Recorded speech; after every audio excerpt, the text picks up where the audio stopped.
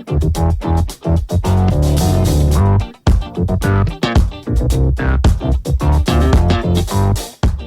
folks, and welcome to the Daily Ratings Podcast. It's a show where each week we sit down with Vincent Daly to get his thoughts on the latest movies he's been watching, both older films and new releases. And don't worry, there's no spoilers. Vince will give a brief review of the movie, share some thoughts, and of course, then rate the film. The daily ratings are always fair, honest, and most importantly, they're consistent. On today's show, Vince will be rating and reviewing The Room, directed by Tommy Wiseau, The Disaster Artist by James Franco, Klaus by Sergio Pablos. We have newly released Don't Look Up by Adam McKay, and Spiderman No Way Home, directed by John Watts. So stay tuned and enjoy the show.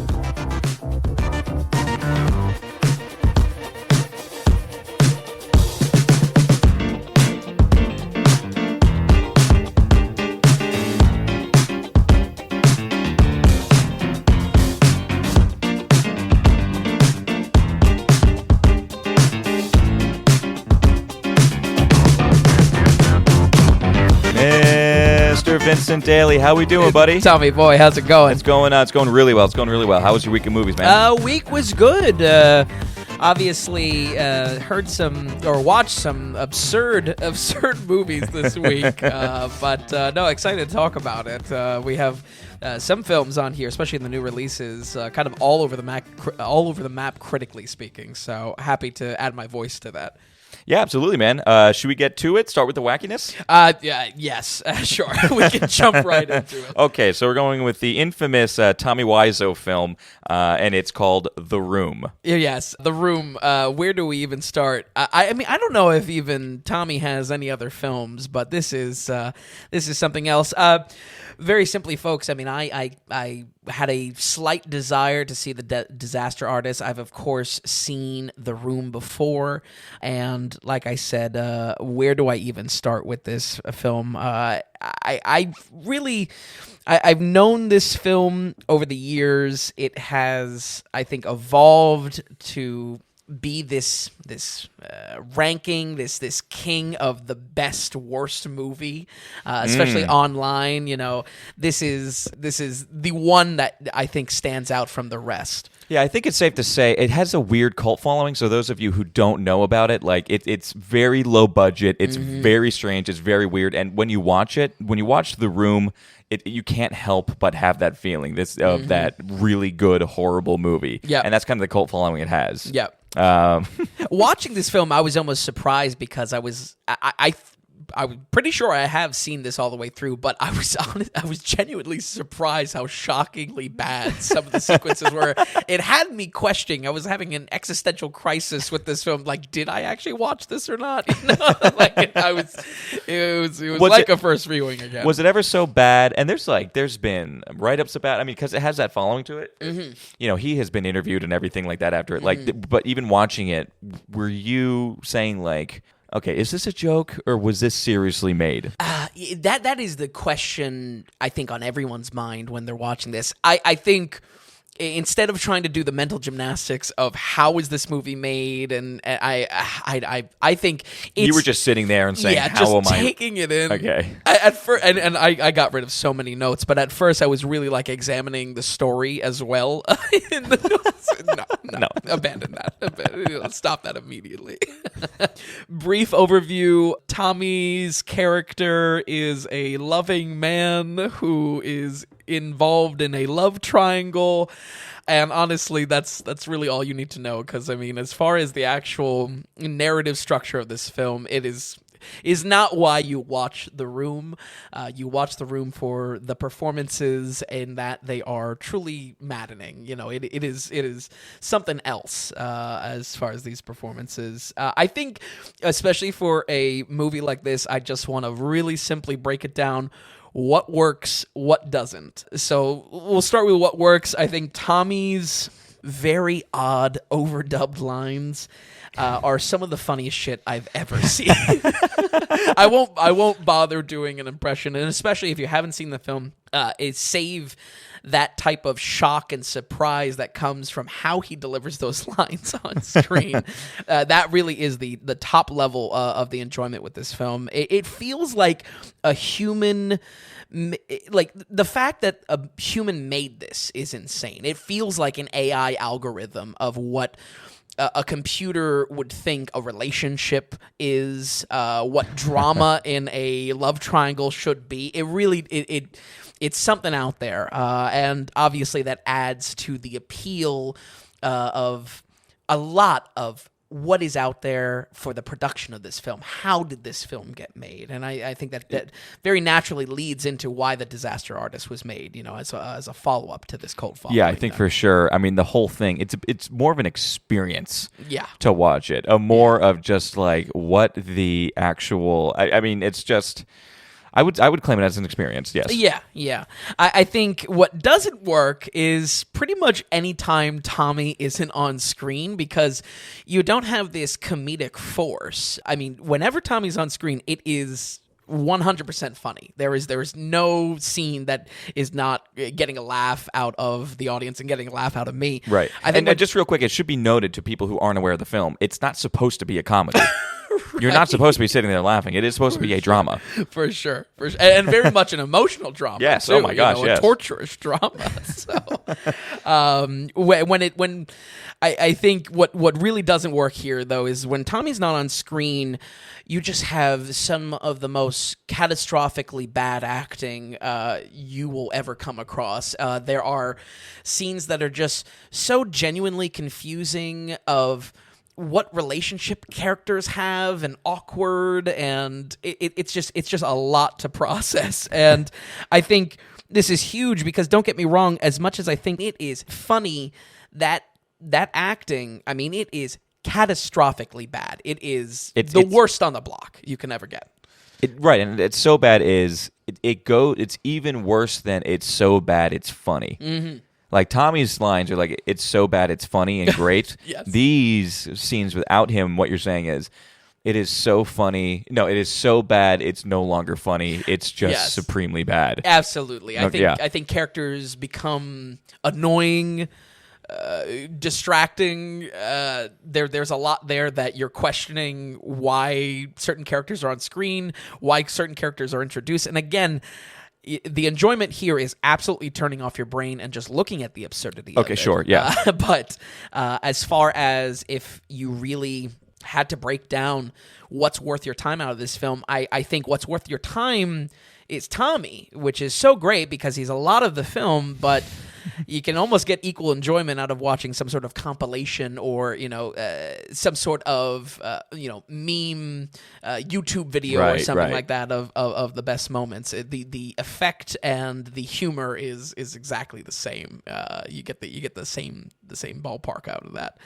But I there's really not a lot to unpack here. I think it was important for me to watch again because, again, during the entire thing, I was questioning whether or not I did watch it ever all the way through or not. Right. It really made me. I was racking my brain with that. But like I said, kind of streamlining it down very simply to what works, what doesn't. Tommy is gold on screen. It is so funny, just so out of left field, how he acts, the laughs he has, it's really great. But yeah, can I say, when you say what works and what doesn't, the whole movie doesn't work. But when now we're in this zone, this like so bad, I'm enjoying it. Right. It all of a sudden it does work. I think now so. that we're in that world of like that horrible world, Yes. Okay. So bad it's good. Right. Cycle, Right. Kinda. Okay. I think.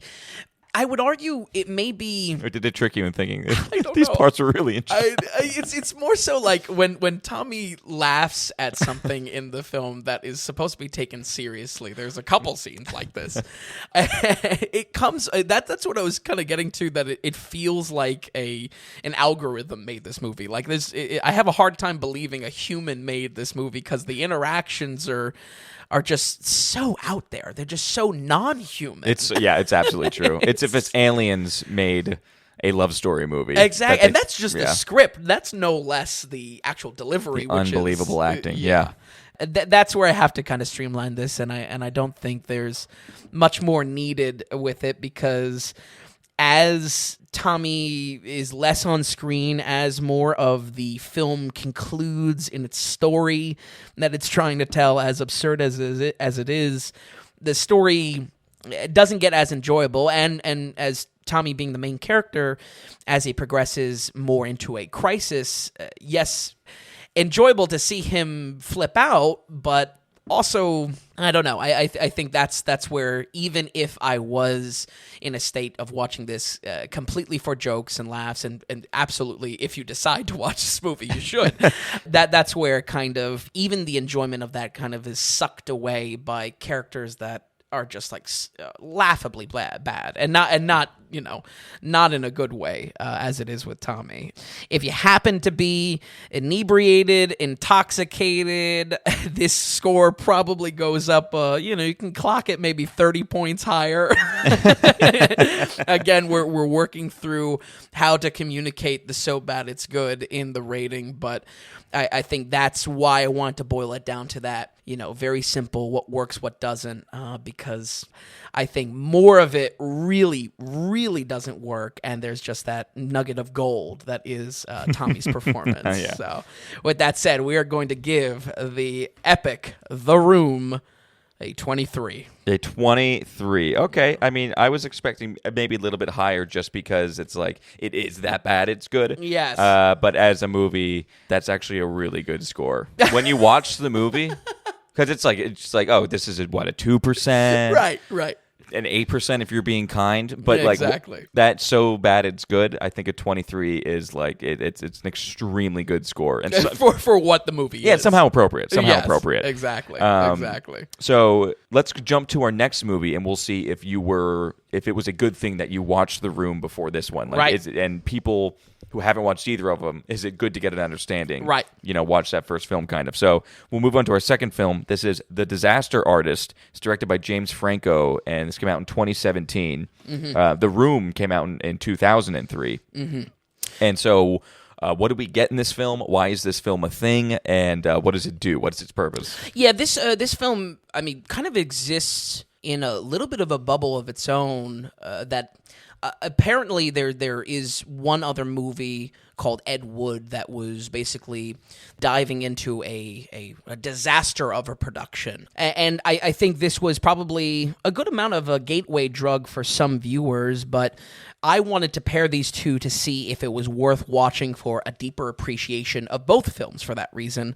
I think, unfortunately, no, that is not the case. It doesn't give any more appreciation to the source material, because you're constantly being referenced to that, and you almost just want to see the source material for that reason.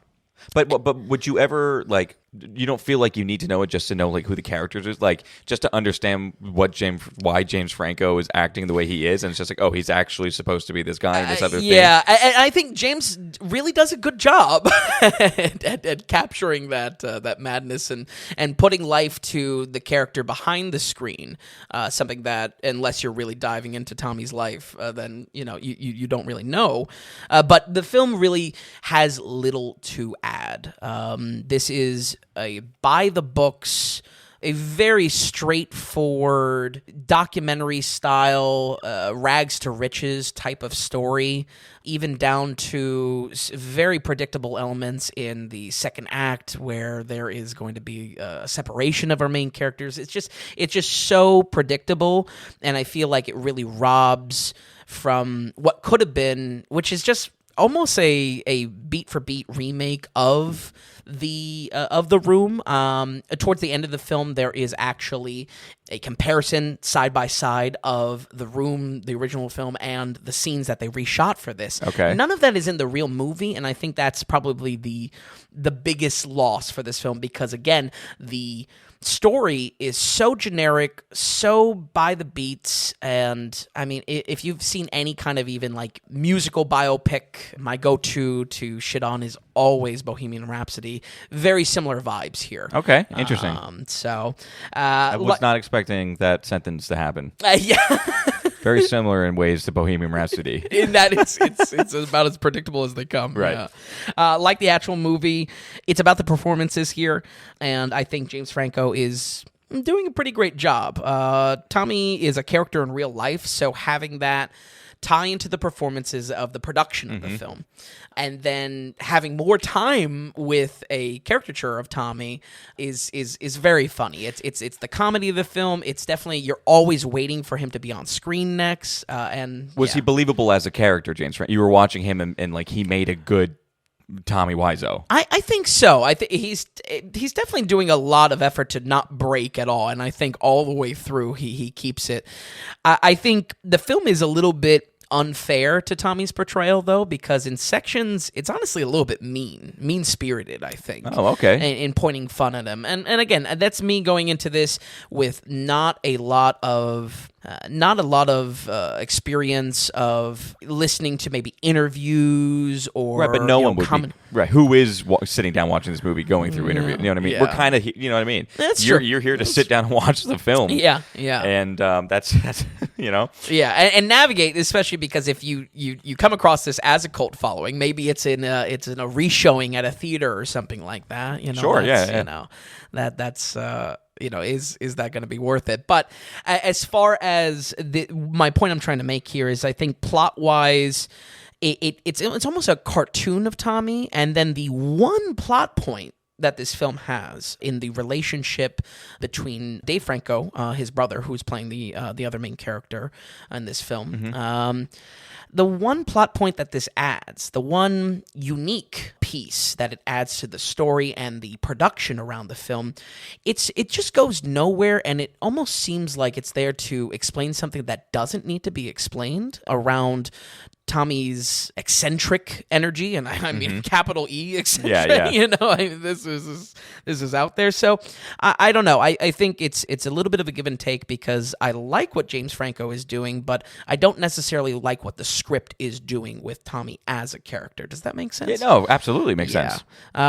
Truthful or not, though, I mean, this movie plays such a by the beat underdog story. I mean, even with as interesting as a subject matter as The Room. I mean, I would imagine anyone that watches that film, they will ask the one question: how did this film get made? Yes, I think so. I think anyone is asking that throughout the film. Exactly. I mean, the fact that it takes that electricity that can be around an idea for a documentary style or biopic style movie like this, it just comes off as so plain and uninspired and so on leash to the actual moments that are in the film, that the best parts about this movie as the disaster artist are when you're seeing the real movie of the Room being played out, because they're just as funny as the actual movie.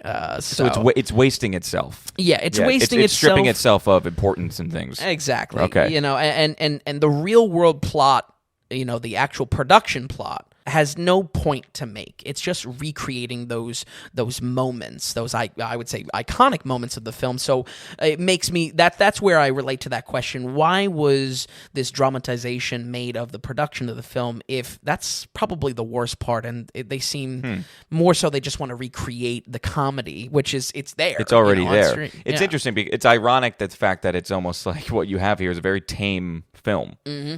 Yeah, you know, absolutely tame, plain, uninspired. It's by the books and kind of a bore for that reason, until we get into the actual replication of what we know the madness of. Right, at that point, it's been there, done that. Yeah, you know, and at that point, there is some good supporting cast. Seth Rogen, for instance, I thought was really good. There is a lot of supporting cast out there that this film leans on, and definitely replicates the confusion that any audience member has. Of course, in the screening of this film, then there's a lot of kind of phases that the audience goes through, which I think anyone that's actually seen the film can relate. So the film's successful there, but again, I can't get over just how painfully plain it was for the ride. So, and that's where I'll kind of wrap things up. I mean, maybe a no-duh statement that the enjoyment of this film lies in the source material, But I think what works in this film is totally on lease to the original work, and the behind-the-scenes look gives very little insight and to the film itself. It has almost no arc, has nothing of substance there. Nothing added, nothing gained. Exactly. And in that case, I would just say, watch the source material. So I think where I land with this rating is more so middle of the road, just because it was not necessarily a bad film, more so uninspired. We're going to go ahead and give The Disaster Artist a 39. 39, okay. I think... I mean, it's kind of odd to say that the enjoyment of The Room was better and has a lower score, but I mean, you have to watch. One's a terribly made movie, right? Like production speaking, right? And James Franco's acting is actually quite good. Exactly. Of what is like, there's actual good qualities about it as far as just like filmmaking goes. Yeah, there's a lot of care put into the performance and a lot of care put into the character that is Tommy. It just falls flat in a lot of other ways. Yeah. So okay, that's interestingly makes a lot of sense. Yeah, I mean it's you have to watch him to understand. For sure. Yeah, absolutely. And I think the whole point in exploring it that way is I wanted to see if watching back to back there was that shared appreciation for both, if kind of both of them lifted each other up. Unfortunately, I kind of found the opposite, and if anything, I would just encourage having The Room on its own, and then only if you're really fascinated to see Franco's performance, then give The Disaster Artist a shot. You know what? I think that works exactly right. Yeah, and very middle of the road. And it's just it's funny. It's one of the situations where you can look at the scores on the daily ratings, and you look at 80s or 90s, and it's like you get 90s, you absolutely one of the best films ever made. 80s are kind of like a must watch, especially above 85. 70s are really good movies. 60s are like good movies. Like you're judging on whether you should watch or not. With The Room at a 23, it's like it's a terrible movie. Yeah. This is one of the ones where it's a really bad movie, and yet it's something you probably should watch. Yeah, especially with friends or something like that. You throw it on the background. It's just like it's a great. Have a great time with your friends or your significant other. Exactly. Something to laugh at, but also kind of earnestly laugh at it. It's not necessarily. I mean, it's making fun of it, but there is oddly heart. It's like the greatest SNL sketch. Because it comes across as like trying to be funny, even though it's not. You know what I mean? Right. It's very interesting. For sure. But anyways, folks, so we're going to move on here to completely do something different. Get away from The Room, get away from The Disaster Artist here. We're going to go in and do Klaus. Yes. So this was on my radar for a few reasons.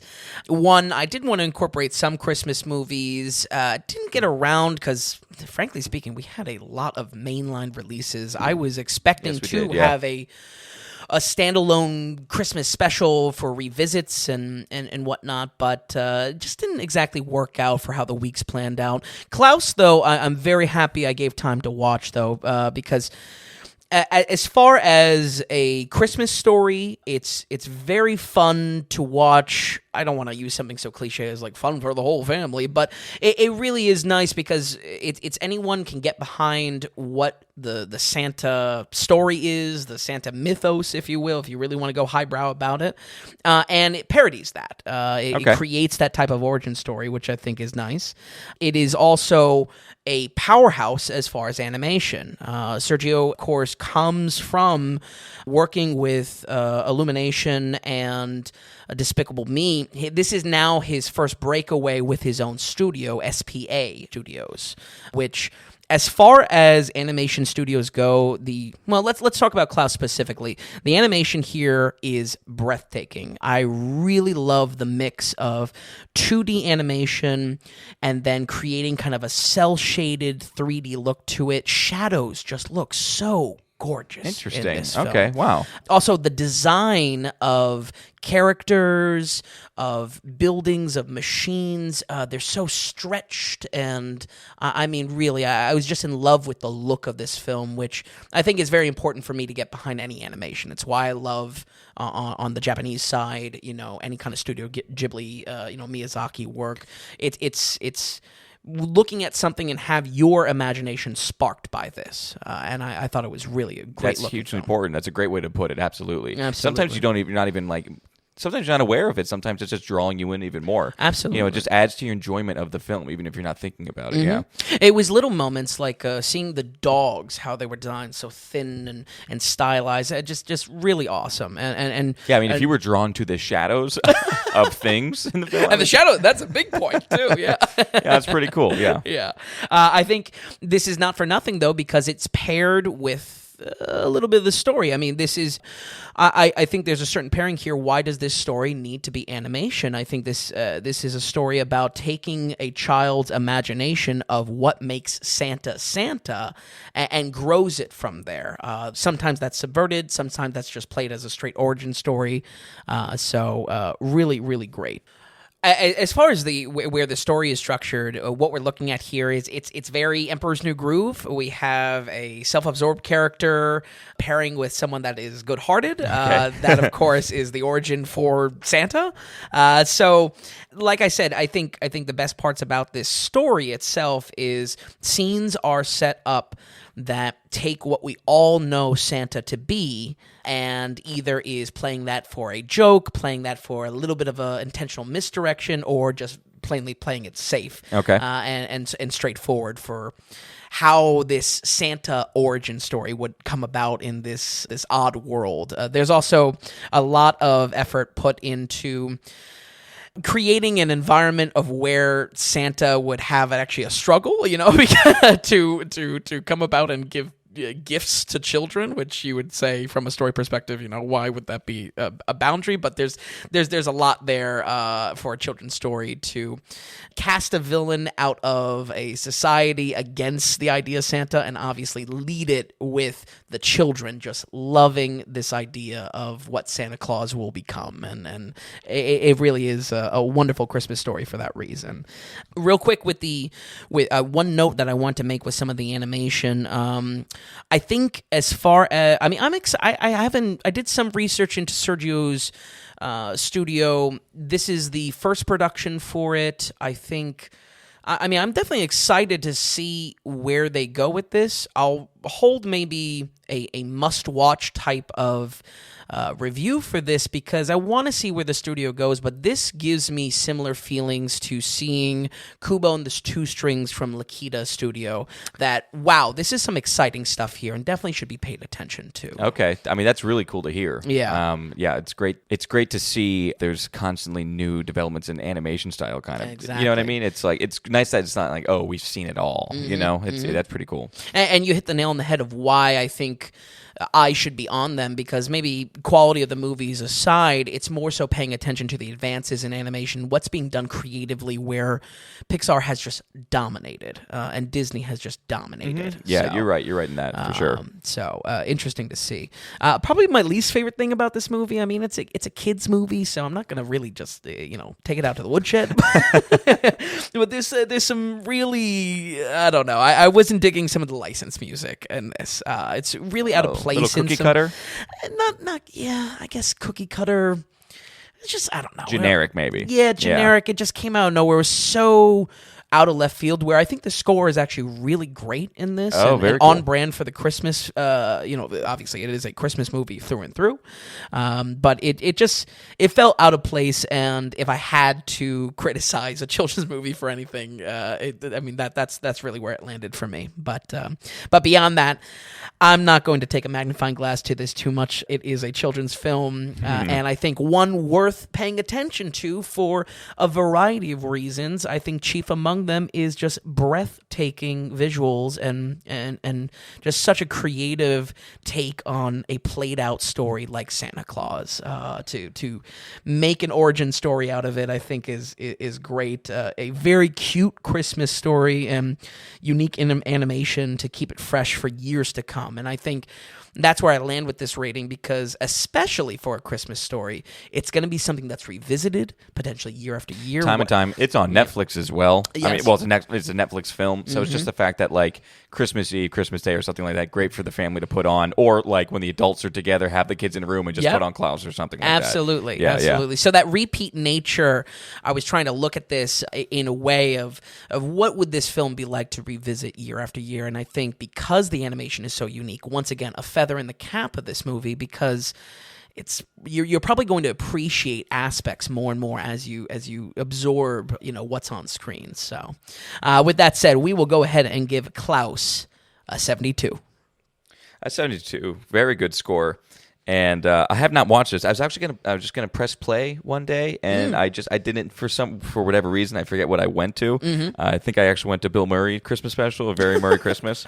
But that's really good to hear. Fascinated to see the animation style too. Yes, and the story, because again, it's a story that you're going to be revisiting. Does it have that rewatchability once a year, like some of those other Christmas greats do? You know what I mean? Exactly, and that's why I thought it was important, especially for viewing the movie through that way. Oh, certainly Netflix would want to position it that way as well. That's true. The marketing's going to putting it down our throats. Well, 72, very good film. I mean, it's a should watch for everybody out there. But before we move on to our next two films, we're going to go into our producer segment here.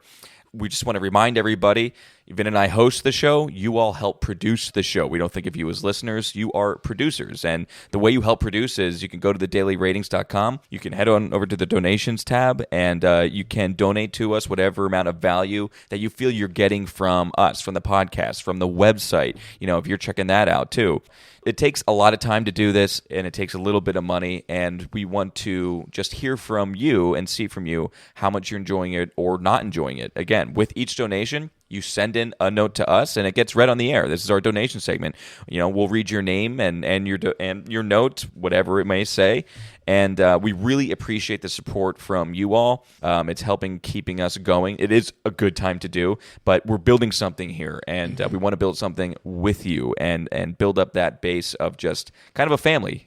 People who love film, or even if you stop by for an episode here or there to listen just a couple times of the year. There's a lot of people who may be listening to this just because maybe not the biggest film advocates, but they'll care about a movie coming out or something like that. And it's a place you can quick stop by, listen to the review, or just stop by the site, And, wondering if it's worth your time. It's a guide for that reason. And everyone involved, everyone who supports us, it's, you are just the most beautiful people out there. We can't thank you enough. So again, it's at dailyratings.com, the donations tab, any amount of value, as big or small as you would be graciously willing to give us. We so much appreciate it. But with that, we're going to keep on going. Our next two films here are in theaters, or at least now playing films. We're going to go ahead and start with the Adam McKay film, Don't Look Up. Okay. So a doozy. Don't Look Up, I feel, has been on my radar for some time. Netflix made a really big push to let audiences and subscribers know what their lineup was, and it felt like this was, correct me if I'm wrong, probably no other kind of awards season shooting type of movies. It's not Red Notice or anything like that. Right. Look at the cast. They got Leo. Yeah. They got Leo. And then you add on other like massive actors. There's a big old crew in this film. Absolutely. Folks at home, the elevator pitch for this very simply is scientists, Leo included, and Jennifer Lawrence study are astrologists, and when it astronomers. How could I make that mistake? It's all right. That's why I'm here. I turn on the mics. Yeah. And I caught that. That's good. Thank you for catching that.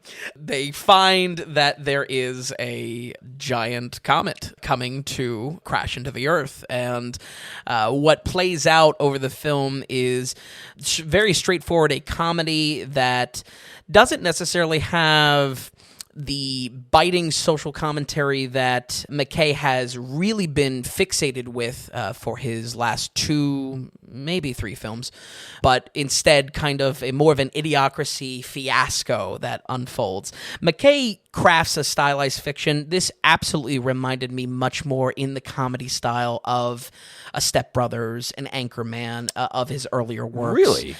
Wrapped in the package of what his movies have become with this kind of social commentary. Right, and political bent. Exactly. Right. I think where I'm coming positive with this film is that it is fully back into fiction, so it allows his characters to just be characters. Okay, in comparison rather to the Vice and a financial one. What is that one called? Big Short. That's right. So where those are just like dealing with real topics and real heavy issues at times. He actually brings it to okay, let's set Exactly. the stage for something completely fake and Yeah. have that fun with it. I think that full absurdism is where this movie lives and dies, and a little bit of the critical reception of the film has been all over the place. We see very opening Rotten Tomatoes giving this, I think, as high as 90s, and now things have plummeted. And I think, I don't know, that's a separate topic altogether. The critics started high?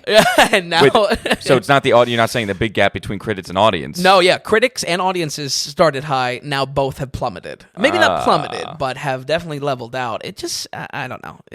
That's, of course, a special... This is what we're talking about. Yeah. This is what we're talking about. Yeah. Because, that's where money kicks in. See, and that's where, we don't want to be swayed by anything. Yeah, yeah. As people might think that we're beggars for money or something like that. Well, we're not shilling dumb products or something like that. We're not going to MeUndies constantly every 5 minutes or something like that, or trying to sell mattresses. It's that's why the whole pitch is for the value for value model. Yeah, yeah.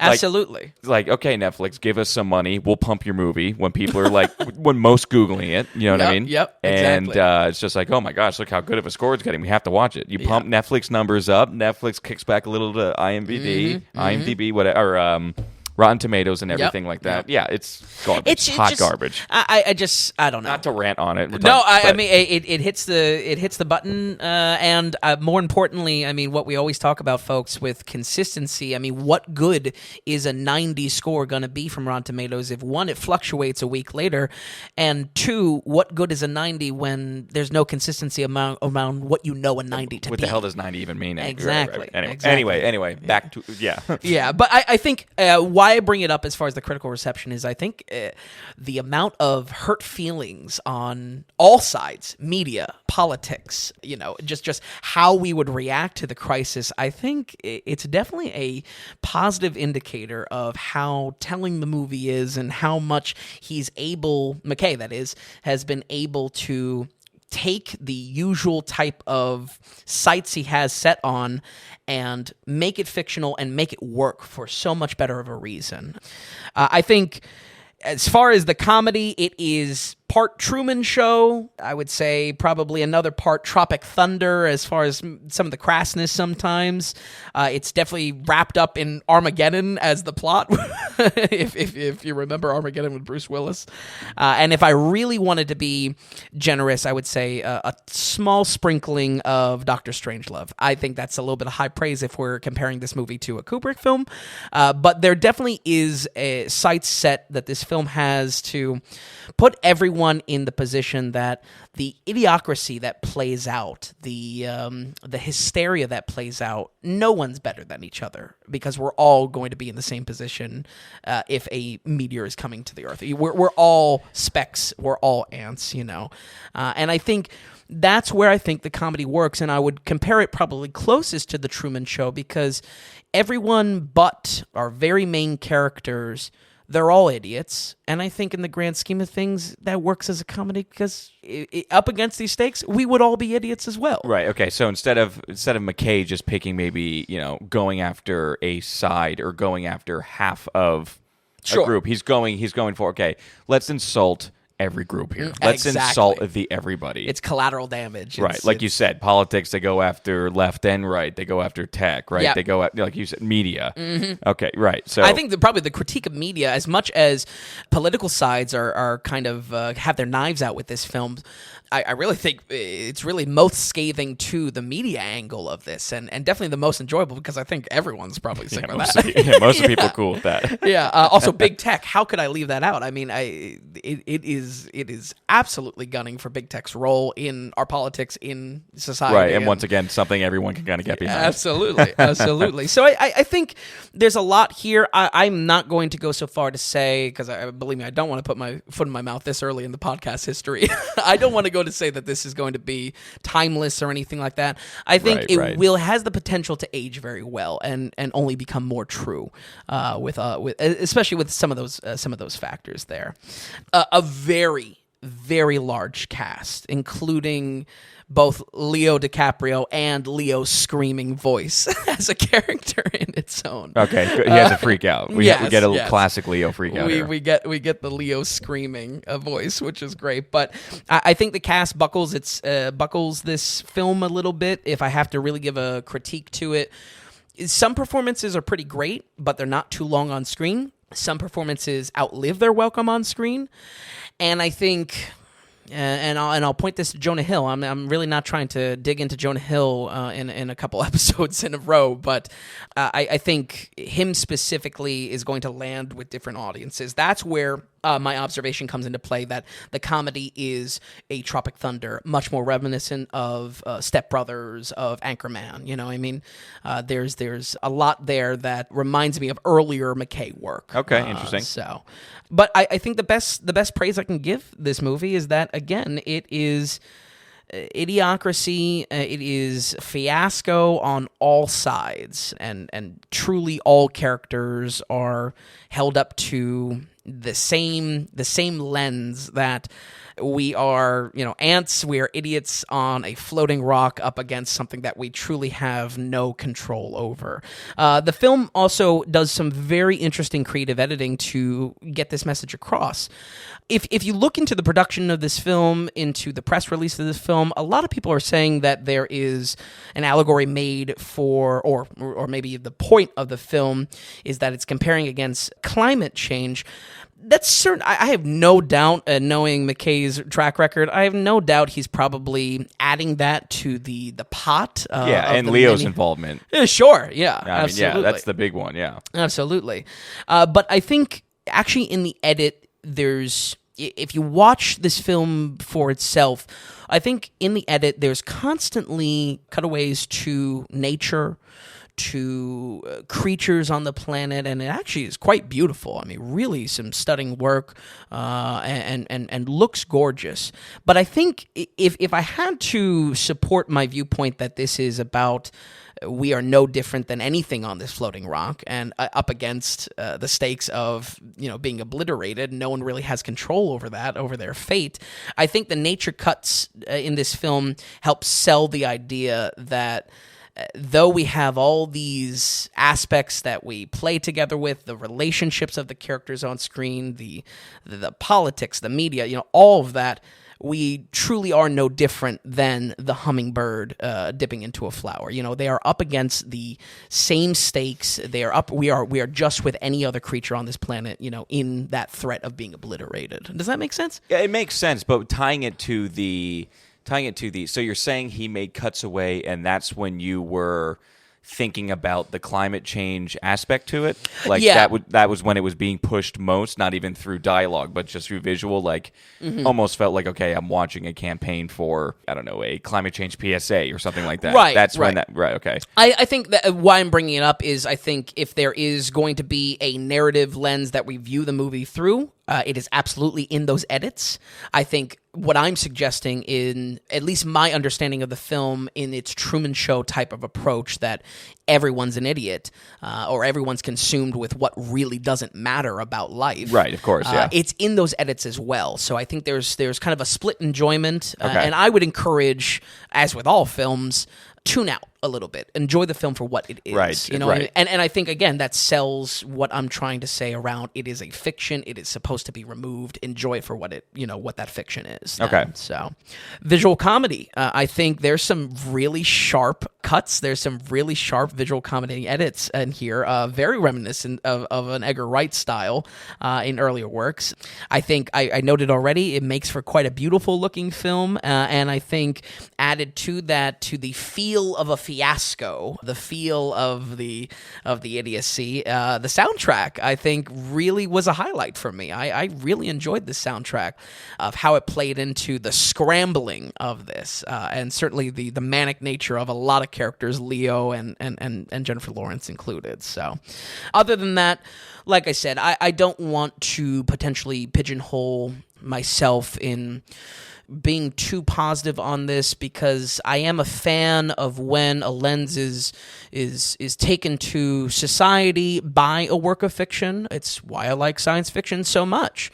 I think the real deciding factor is, do the jokes stand up? Do the performances stand up as well in the package of social commentary that it's wrapped all up in? That we can, yet to be seen. In the here and now, though, I absolutely think Don't Look Up is worth your time. We're going to go ahead and give it a 74. 74? Mm-hmm. Wow. I don't think I would have not guessed that. I would not have guessed that. I think the actual, we're talking about the look, the actual, the feel of the film, the production of it. I mean, I think it's a gorgeous looking film too. There's a lot of technical aspects there for appreciation as well. Like I said, even the soundtrack, big standout for me. So that's why I was coming pretty positive. Wow. Okay. Very cool. Wow. I'm very interested to hear what people have to say about it. And where we have people hating it for this reason, hating it for that reason, because it feels like it's all over the map too. And that's what you've been hearing from people. Like yes. You've been hearing people from either side, like bashing it and things like that, like me and like left and right bashing it. 100%. I think there's a political divide here. I think there is people that probably just hate that it's a comedy, and there's a weird discourse that it's below Leo or anything like that. I don't see the value in discussing it that way. I mean, it's right. You're sitting down and watching a movie, exactly. And the best thing you can say to somebody, well, and especially because like you take away the tech and the media side, and you're just going to politically, especially with just like where we in the political climate of like where we're at now.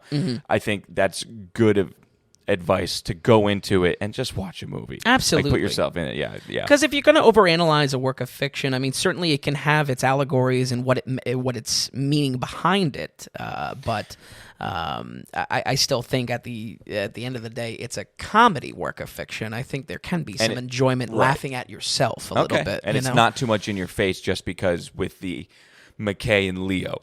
Exactly. Just with their history of things. Sure. Just do your best to go into it and just you're watching a film. Absolutely.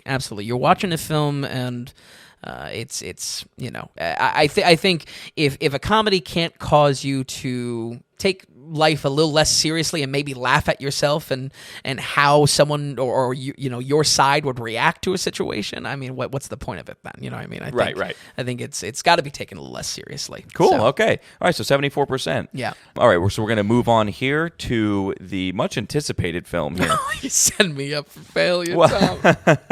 All right, folks. So we're going to go into Spider-Man: No Way Home. Yes, much anticipated and very revered. Spider-Man No Way Home, of course, the conclusion of the John Watts trilogy, or his trilogy with this. I mean, this has, I felt, I'd be very curious to the numbers, how much of an advertising budget this movie has. I mean, this has been, I feel like, shoveled by Disney, by Marvel, to be such a blockbuster release. And part of it could be, it's coming out in a unique time here with COVID, where we're in a period where people are going to the movies. You know what I mean? This came out; it's really the most people were going to the movies since pre-pandemic, and it's a big Marvel movie. The Marvel movie that came out before this was Legend of the Ten Rings, Shang-Chi, right? And which did actually no, Eternals was after that. Ah, boy, that kind of just fell off the map though a little bit. Even with ticket sales, like. The Legend, Shang-Chi did very well, and it did do pretty well, especially for after COVID and everything like that. But the pre-ticket sales for Spider-Man: No Way Home, outpaced the Avengers and everything like that. Like it's wow. It's like to the point where when I found that out, I was like, okay, it is just it's a third Spider-Man movie, and this is the third Spider-Man movie. Yeah. You know what I mean? We had the you know what I mean? Yeah. We've had that sensation two other times before, so it was shocking to see that push behind it, and whatever advertising they did, I mean, it looks like they're really getting it back. That's for sure. Absolutely. That money back. Yeah, I would say there's a lot of importance put on the trilogy aspect of this movie because it is very much off the coattails of the post-credits scene for No Way Home. Oh, wait, no, I'm sorry. What was this? No Way... Spider-Man No Way Home. There's Homecoming. Homecoming, and then... And then there's... Far From Home. Far From Home. forgive me. I forget. Yeah. Come on. I'm a fan of Tom Holland's portrayal of Spider-Man. I like that Spider-Man is more of a kid in this trilogy. Is he your favorite out of the three? I don't think I really have a favorite. I like Spider-Man, but I don't think any of them have been, wow, this is my Spider-Man or anything like that, if I'm being honest. But what I'm bringing across with the trilogy, it really is tied directly in that the premise of this film is basically that Spider-Man's identity has been leaked to the world by Mysterio, and he has to deal with that fallout, both media-wise, social pressure, and I think where the movie hits probably in the best way is the pressure that he feels in the conflict of his personal life and his superhero life. I think Tom brings a lot of range for that reason in this, to feel conflict, emotional, and more anything, I think it's probably a revisited topic in a lot of Spider-Man films that there's a desire to hang up the suit and not be Spider-Man anymore and leave a normal life. I think this probably hits on it best, or at least on par with like a Spider-Man 2, at least to mine. Okay. This is, of course, if you, maybe if you've been living under a rock, you may not understand how much they have put this in the forefront, but especially when it comes to the extended cast of Crossover City, this has some of the coolest inclusions of villains that I've seen in a long time for Marvel. Even over Avengers?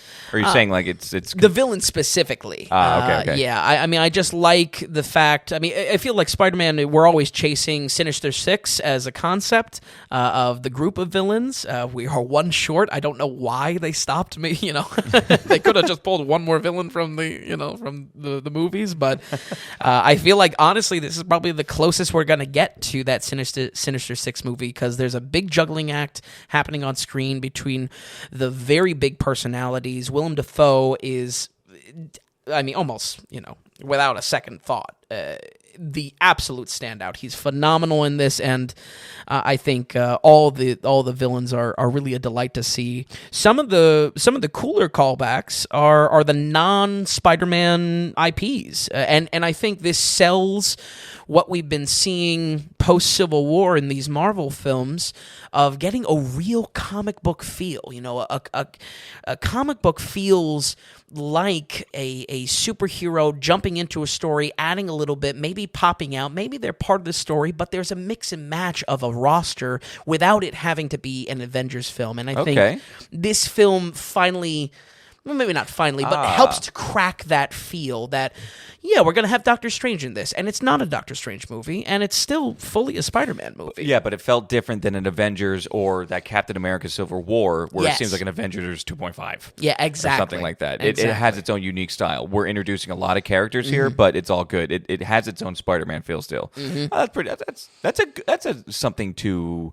That's a nice balance. Yeah, for sure. And I think it's something worthy of some kudos, because it's, bottom line, if you're going to have, for instance, Doctor Strange, Benedict Cumberbatch, a mainline actor, be very supporting role in this, I think that's cool that they can do that with their massive cast that they built up. Again, if I had to make a distinction of why this is different than in Avengers, no one's really fighting for screen time, which I've talked to Tom about this plenty of times, that there's such a round robin. Everyone has a quip to say. Everyone has to get in their 2 cents in a scene. It's nauseating when it comes to you're trying to watch good filmmaking, and it's just it's non-existent. Yeah, exactly. So when it comes to having these characters, you'll comfortably be on the side. That's where the kudos lies.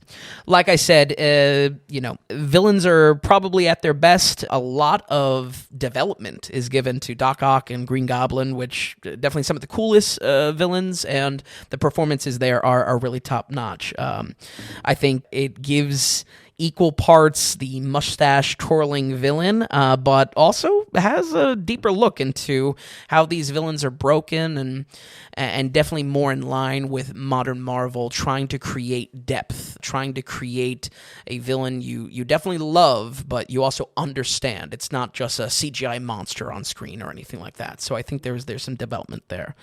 I have talked a lot about what I think works with this, and I'll make the distinction in a little bit, folks, around something likable but not necessarily good. But as positive as I've been with this, it is offset immensely by I think he goes, here we go. I think it is like, offset. Who is this guy sitting across from me right now? Well, I think there's a lot. I mean, there's a lot to the film. It's a huge juggling act. Sure. Many different, I'm just saying, who was the guy? Where's the guy I walked out of the theater with?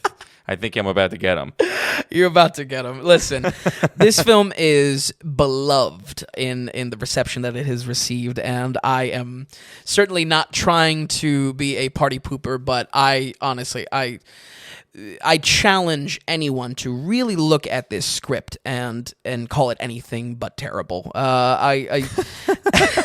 Nothing happens in this film, and of course, the Marvel kitsch is on display. The Marvel wittiness is on display. Now, when you say nothing happens, what do you mean by that exactly? It's 2.5 hours long. You know what I mean? I mean, there's a story. There's a big story behind it. Mm-hmm. What do you mean nothing happens? So and again, definitely no spoilers or anything like that. But the film is fixated even on that little bit of an elevator pitch that it's Spider-Man having his identity revealed. The film circles the drain on that idea probably 4 times. Yeah, it's a very good way to put it. And it's just constantly going around the same concept again and again. And yes, stakes are increasing, but honestly, I mean, it's the fact that even certain lines are just brought up again and again. The script was a real big disappointment for me. And again, that's not without some balance to the criticism. I think characters are interesting to watch on screen. I think performances are good. The story itself is just... I mean, what happens in this film? I think there's a big honeymoon effect or honeymoon period with this film that people are riding the high of this very exciting crossover that happens on screen. Probably something not so ambitious of this has been achieved since, Avengers or Endgame and Infinity War, Yeah, do you think a lot of this is just an absolute kind of... There's something about the Spider-Man, it's the third one. We haven't seen the Avengers in a little bit. Do you think there's something about that kind of Marvel fan club push as far as the reception? Or do you think actually, are you surprised with actually some of the critical reviews coming through? I think they're surprised on both, because I didn't expect people to be this much in love of the Marvel, the Marvel fans. Right. Which, to say this is better than Infinity War and Endgame, I think even for those hardcore fans is ridiculous. Yeah, right. Again, I challenge you. What really happens in this film? I don't know. But when it comes to the critical reception, I mean, there's a lot of love with this film, and for the first time in a while, I felt on the outs with my reception of this. So much so that I did see this film a second time in theaters, because it's not on streaming or anything. I didn't have the luxury of a Dune or something like that. But hey, get the theater experience. Yeah, exactly. And I mean, I was to the point, dead on the same feelings. I just think nothing is accomplished in this film, and at that point, does it truly make a Spider-Man story? We're not really getting across what this Spider-Man Tom Holland is going through if it's just this one note of he's dealing with this identity problem, and then chaos ensues. But by the end, we're still just dealing with this same prompt, this same story prompt that has been from the beginning, and I can't help but feel it's a little bit of a waste of time for that reason. Okay, like I said, and it was billed as the exact opposite. Exactly. Yeah, the big finale, something huge to watch. Yeah, it's inconsequential. Even I feel like there's the impact to the Marvel continuity is a little copped out at the end as well. So yeah, I think I just challenge. Probably a vast majority of our audience has either seen this film on opening night or is dying to see it. Again, at a bird's eye, what truly happens in this film and what are its themes? I would really be just very interested to see what people would think that is, because for me, I could not find much substance there, and yeah, it's too much. The Marvel kitsch, and especially, I mean, I was giving some praise to the inclusion of Doctor Strange with Benedict Cumberbatch, but the Marvel jokiness for Benedict Cumberbatch is probably the worst. His inclusion in the film, while I think cool conceptually, does not work, and probably to my point about the repeating circling the drain. Yes, yeah. He's the keystone to that. I feel like we returned to Doctor Strange to give a structure to the film, and again, it's not one note. It's only got one point to make story wise. Does that make sense? No, yeah, and it's what. Yeah, no, I think that makes perfect sense. Absolutely. Yeah. And again,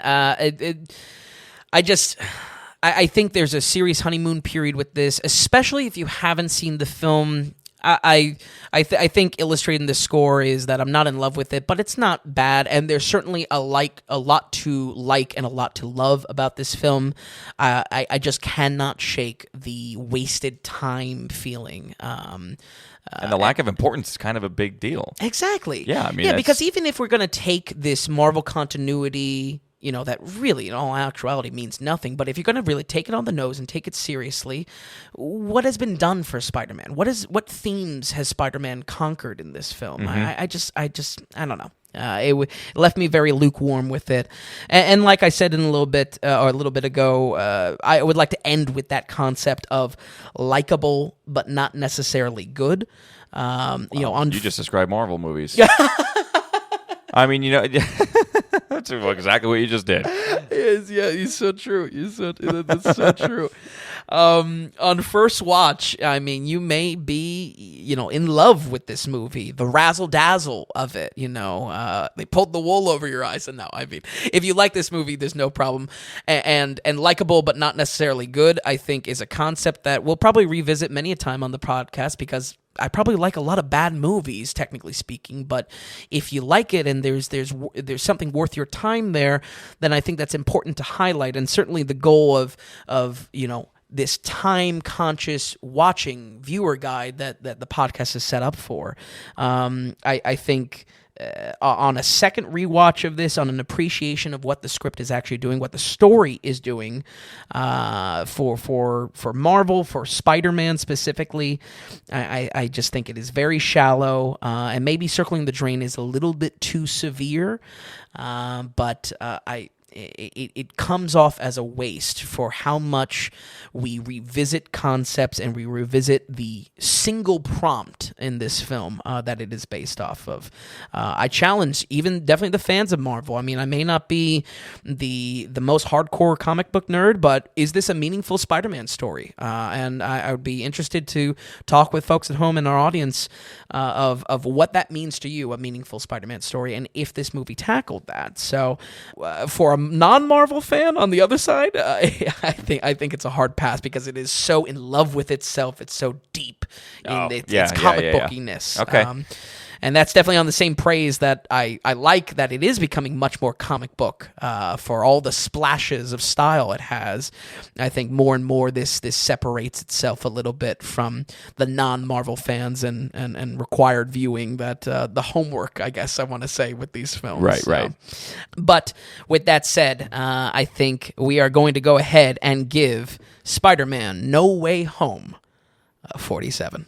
Ooh, didn't crack the 50s. A 47, huh? I have to. There's a lot good. I have to illustrate my kind of blandness with it, and I definitely have to illustrate that I think it's on the south side of lukewarm. What number? And I actually forget. We walked out of the theater. I mean, you were not beside yourself, but like from the hype that was around the film, right? Even like from pre-ticket sales to that first week of like opening week and everything like that.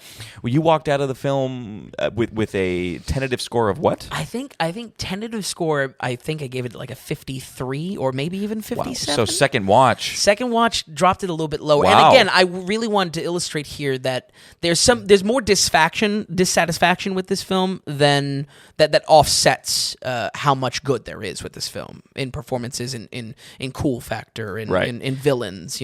So really, if you're wedded to the Spider-Man story, maybe go give it a watch. For everybody else, it's just viewers. I mean, don't waste your time. I mean, that's what that 47 says. The definition of Marvel popcorn, and it's a shame because it's it's got such cool aspects to it. But again, I really do challenge the core of it. It may not be rotten, but it's certainly not anything worth your time. I think it's a waste is what really I come back to. Awesome. I mean, and then that's the score it deserves. And I love that you gave it that score. And for folks who are gonna have like problems with that, that's what we do here, and that's the goal here. The point is the way you sit down and watch a film. What is your viewing experience? What is the film actually coming out to be? When you watch it, and you say like you felt like this is the movie you were on the outs of. I mean, I would say you're going to be on the outs a little bit, but don't look up. But that's the whole point. Who cares about being part of the group? It's what actually are we seeing here? I'm going against the grain. Right. I mean, the Spider-Man. I mean, the No Way Home. I mean, I agree completely. Yeah. You know what I mean? And it's just like, and I think, like you said, people really actually, maybe the flair of the bigness of this movie and the talk that was behind it, sit down and actually watch it. And I think people are going to, you'll be shocked with how close you actually are to your 47. Absolutely. You know what I mean? Absolutely. But hey, I would love to, hear all the nasty comments coming our way. Look forward to it. And if you want to be the nastiest person, and you want it, don't invite it, and you want it read, attached, all you got to do is donate, and we're gonna read the note. We just that tribe, that community we want. We're gonna get an angry mob. Basically, we have just a rotating it's angry be tribal mob. battle is what it's gonna be digitally speaking.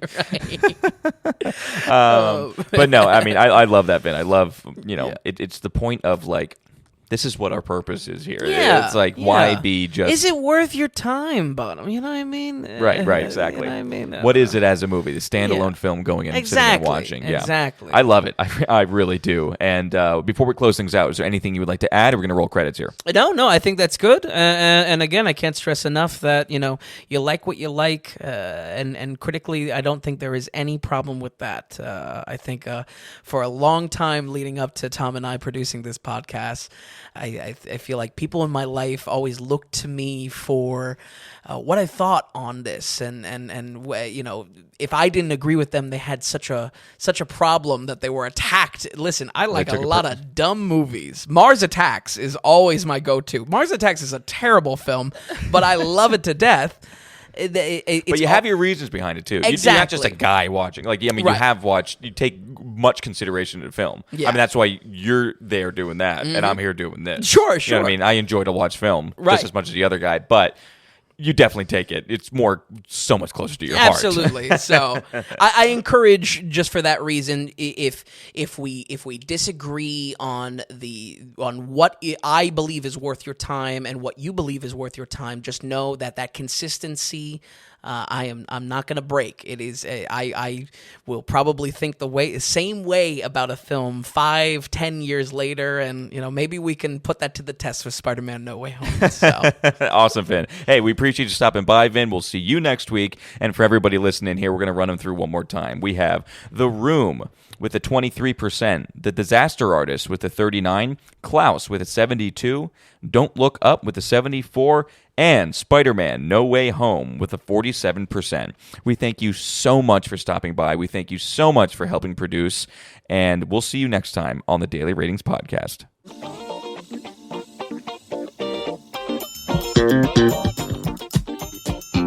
If you enjoyed the podcast, if you would, give us a good rating or tell a friend about us. If you're wondering if a film is worth a watch, or if you'd just like to see more movie ratings from Vince, be sure to stop by thedailyratings.com, where we have our ever-expanding catalog of films.